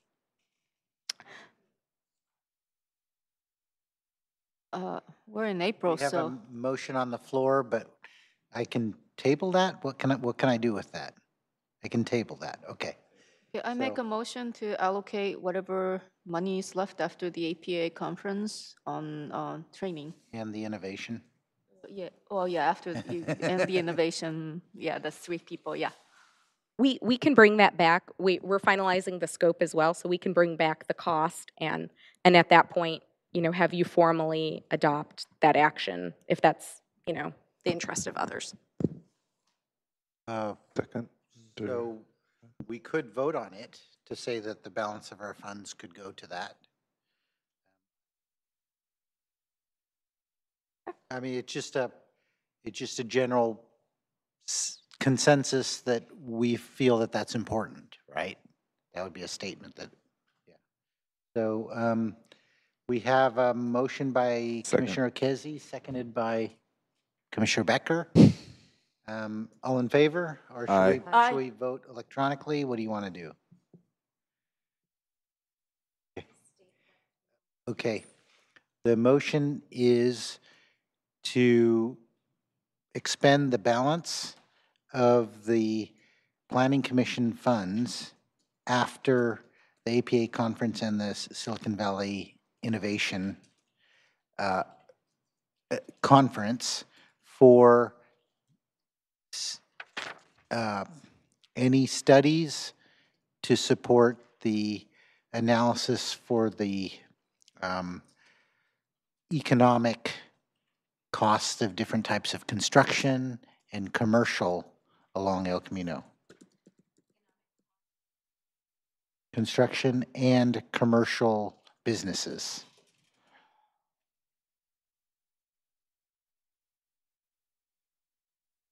We can vote verbally. All in favor? Aye. Opposed? Okay, passes unanimously. Motion to adjourn Motion. from Commissioner Kezi, seconded by Kelly. All in favor? Aye. Adjourned.